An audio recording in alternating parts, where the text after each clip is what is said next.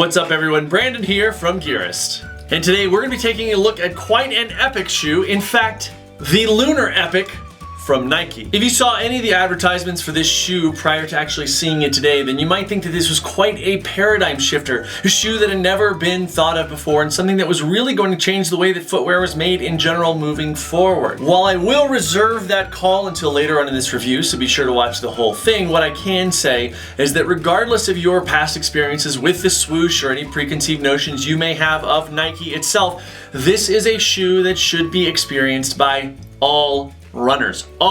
Now, without any further ado, let's get into the details of the Nike Lunarepic Flyknit. As we recently saw with the Nike Free RN Flyknit, this guy right here, the sole unit of this, the Lunarepic, is one which is kind of inextricably linked between the outsole and midsole, so there's no real distinct difference between the two. And the sole unit is also the thing which Nike has positioned as the defining characteristic of the shoe. Despite its look, you might think that this might be something of the defining characteristic, but no, it is the sole unit and the ride which it provides. So let's talk about that sole unit. This is made up of a dual injection construction, which means that the outside here is a firmer Lunarlon foam, which is surrounding a softer core. Here we can see kind of some of this orangey pink down here, and if you actually spread these kind of fins on the side open, I don't know if you can see down in there, where you can actually see that foam on the inside there. One of the most unique characteristics about this, apart from the fact that these two mediums are linked so closely you can sense no real transition in between them, is Nike's use of laser etching. And while laser etching is nothing really new,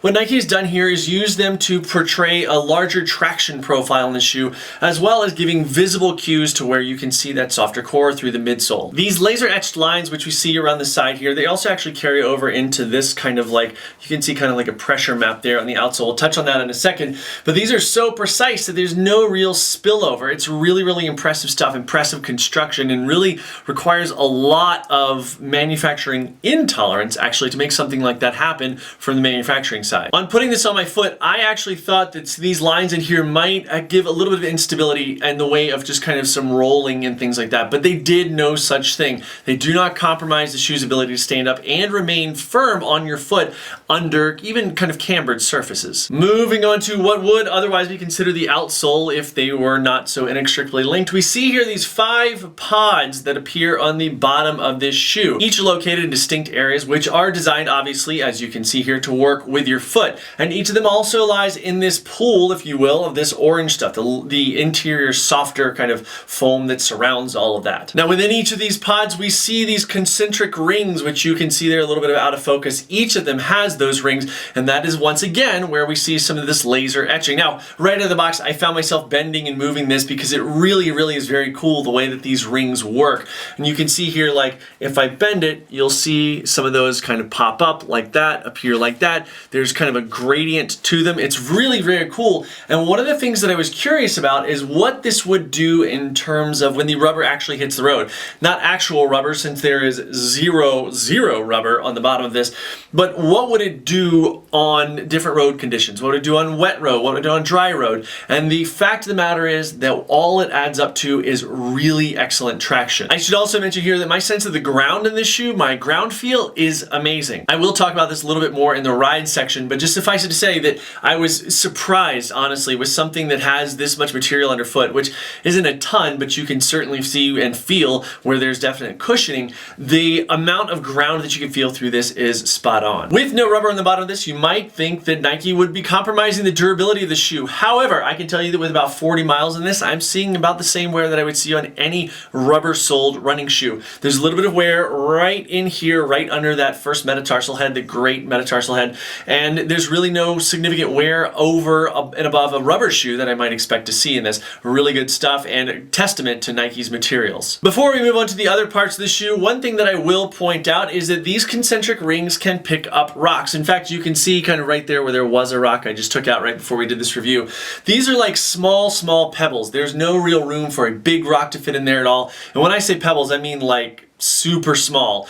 When I had those in the shoe, I didn't notice anything. It wasn't like, oh, there's a rock in my shoe. And in fact, that's why I ran. And when I came to do this review today, I had to clear this out so I could show you guys kind of the rest of the shoe the way it's supposed to look. So don't be afraid of rocks getting caught in there. They are going to be tiny and they're not really going to affect the ride, at least in my experience, but just something that I thought I should point out to you. Moving on to the upper of this shoe, it seems that every time I get myself into a pair of shoes that utilizes Flyknit technology, I am just blown away and fall in love with it all over again. And that is no different in this shoe right here, the Lunarepic. This upper is excellent. While the high collar may not be the taste for some people, and we're going to touch on a couple aspects of that, it really is very, very comfortable and didn't compromise my foot at all. The first thing that I noticed, the first thing you may notice upon putting this on, is that it feels like you're putting on a really, really comfortable sock. The laces, as you can see here, do not go all the way up the collar. This is actually kind of just a cuff that is stretched. The Flyknit, it stretches where it needs to. It's static where it doesn't need to. It's very, very supportive all over the place. Works in conjunction once again with Nike's Flywire technology, which we can see right here,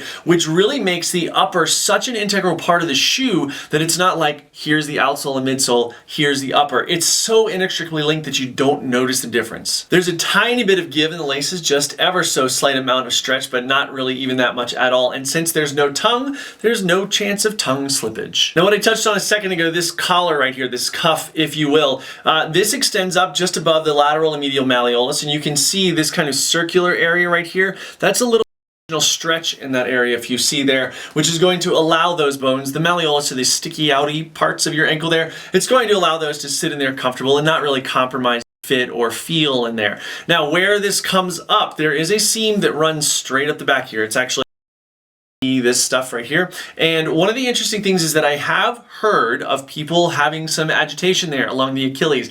There's some rubbing and whatever, especially if you're wearing low top socks. Probably 85-90% of the time I wear kind of no-show or ankle height socks, and so I was expecting that maybe I would feel this. I did not feel any agitation at all. It did not bother me. On the interior, which I can show you here, there's this little piece of microfiber material which is meant to protect your ankle, or your Achilles rather, from that seam. To me, it was not a big deal, but I have read where a few people did have some agitation in that area. I was also concerned that there may be some heat issues with this being such a full-footed shoe, but there were not. I did not feel any heat, and I was running this in like 100 degrees plus sometimes.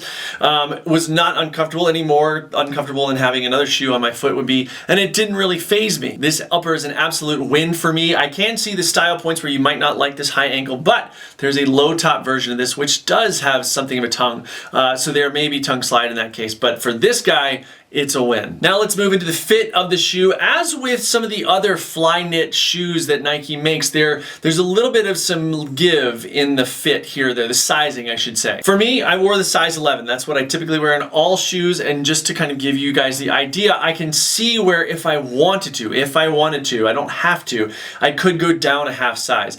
If you find yourself on the fence between sizes, I would definitely err on the smaller side of that. This was not overly huge on my foot. It felt comfortable. I still got the miles in that I wanted to, and would still wear this as just a kicking around shoe as well as a running shoe when I'm not kicking around in it. But you should be aware that it might run a hair large for you. As for the actual fit of the shoe, look, if you've tried Flyknit before, you know how amazing the fit is. This thing just wraps your foot. It's right on there like a comfortable sock.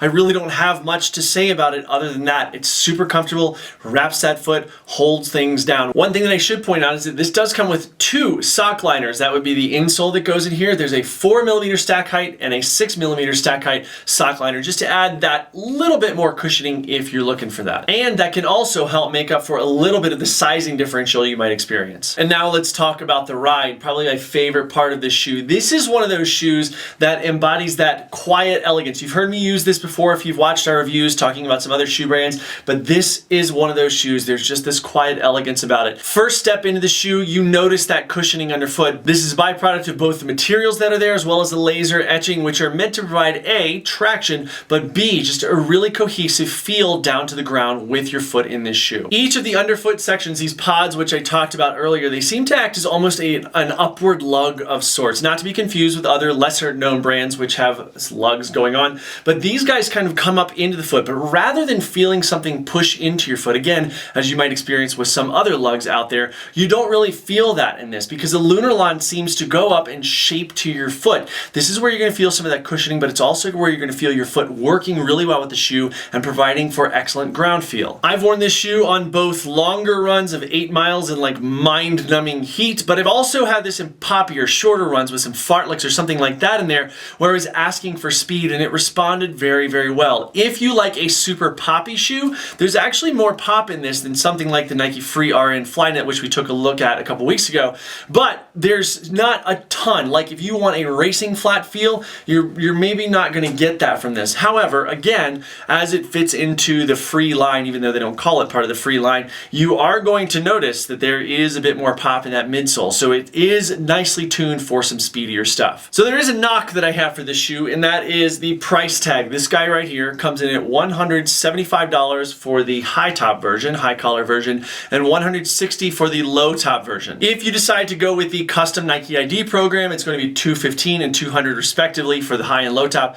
It's just a high price tag. When we took a look at the Nike Free RN Flyknit recently, which already comes in at $130 and is a hair on the steep-ish side, is this really worth that much more than that? To me, I don't think it's worth $45 more for this shoe.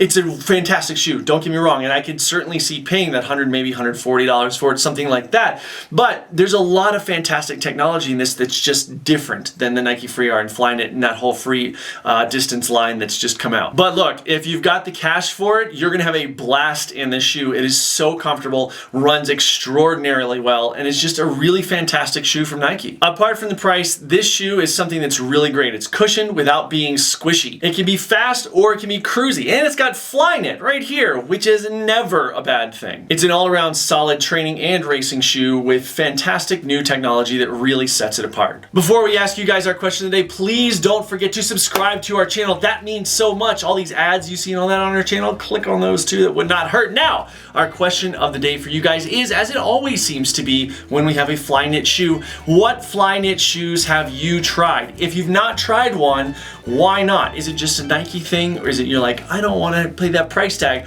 or you don't want to fall in love with a shoe that you're going to like so much? Please let us know down in the comment section below. Guys, we've just got a reorder of Gearist hats, so be sure to subscribe to our channel because we will be telling you when those are available for sale, which should be in the next 5 days or so here, so stay tuned for that. If you've got any questions for us at all, please don't hesitate to reach out to us by emailing info@gearist.com, leaving a comment down in the comment section below, or reaching out to us on all of our social media channels, which you can see right here on my right, your left, including subscribing to this YouTube channel. Guys, thank you so much for spending just a few minutes with us to help support Gearist today. We really appreciate it, and we will see you next time.